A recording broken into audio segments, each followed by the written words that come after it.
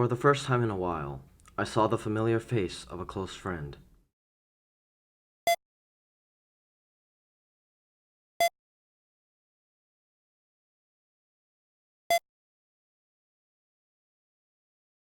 Hey, Mel.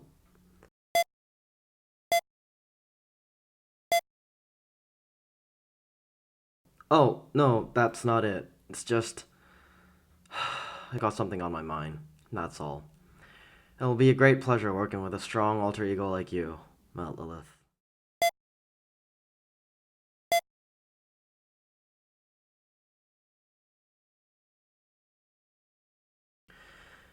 Yeah, you're right.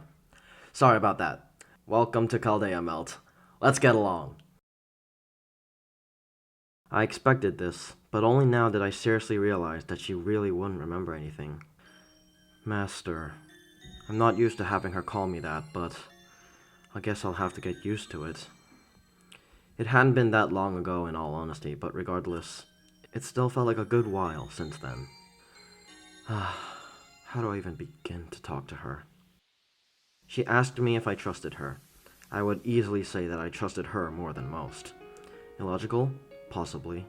After all, Meltlilith was an alter ego, and in another time, she had been extremely dangerous. But I had a feeling that I could trust her with my life, so I did. And it wouldn't take long for her to prove that my trust was well placed. Melt had protected me like the most loyal of allies.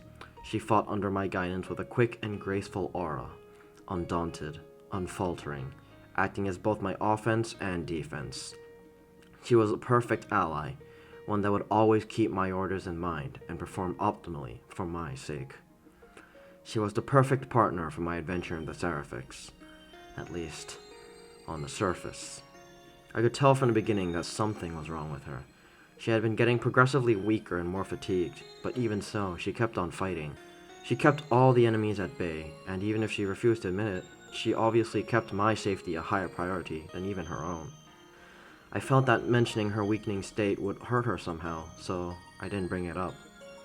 But that wasn't it either. To note the elephant in the room, I wasn't stupid. Anyone could draw the conclusions as to why Melt fought like that for me, especially since I knew exactly what she had gone through in the past. She referred to me as her Albrecht, and admittedly, I had no idea what that name meant until I researched it later.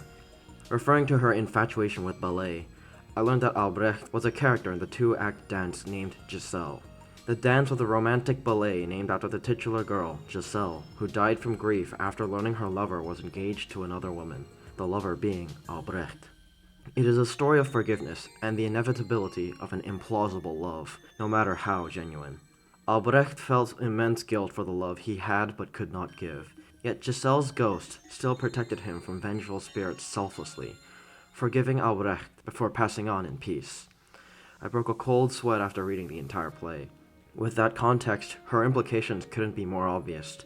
If I was Albrecht, then she was meant to be Giselle, the one who loved Albrecht.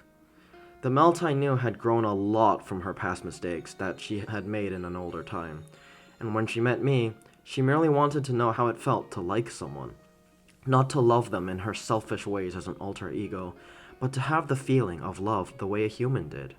She was indeed still an alter ego, and she knew that such a relationship would not hold, but despite that, she wanted to like me, to experience that feeling, to understand love like a human after learning from her mistakes. I had to respect her. I couldn't not. She had grown so much, and she only wanted to experience love. I applauded her growth and was genuinely proud of how far she had changed for the better. But even so, I could not return those feelings. That's just how I am. I don't feel romance like most people. In that regard, I was arguably even more inhuman than her. While most people would fall in love, romantic love was something I did not feel at all. I could only see love as familial or platonic. Romance was not something I understood. That was one of many fundamental differences between me and other people. At least that gave me an advantage against Kiara. Can't allure me through sexual desires if I don't have any, you nymphomaniac woman child. Honestly, I wanted to tell Melt how I was. I really did. But I couldn't bring myself to. I didn't want to take away her hope of loving like a human. Even if I didn't love her the same way she did, I still cherished her. She was a reliable ally that eventually became more than just that. A close friend. Someone I could give all my trust to. Even if it was a lie. It was a lie to make her happy, and I thought that that would be fine. But when she was gone, I realized that she passed on with that lie in her mind. What could I do? Only then did I feel that I had betrayed her trust. I thought keeping up the facade of being unaware was the best option, but when she left my side, I felt like I had lied to her. I began to regret. More and more. So much more.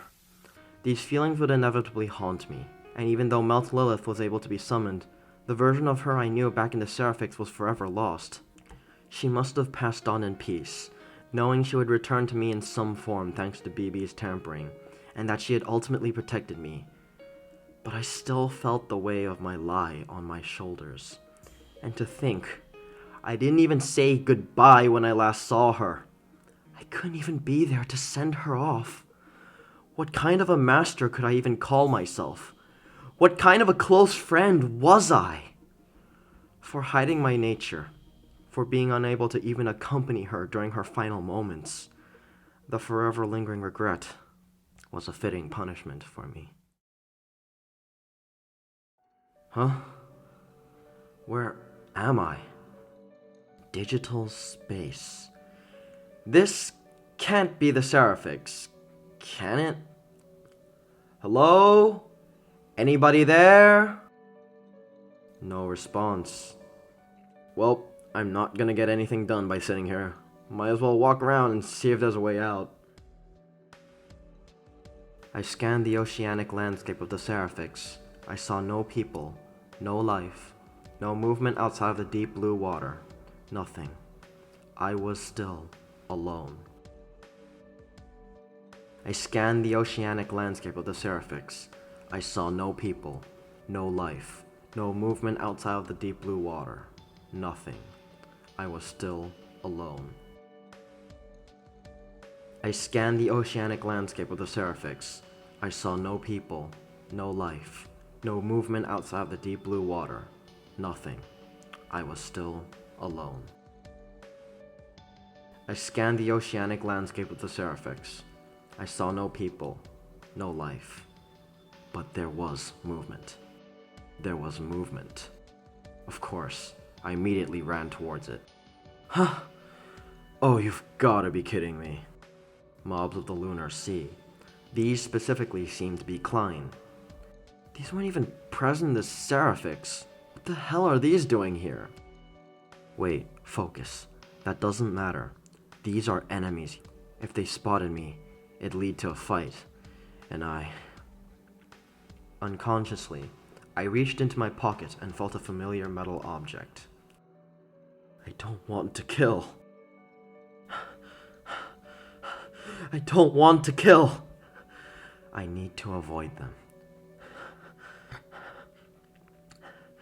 Where am I even running? Why am I here? What created this place? Someone, give me answers.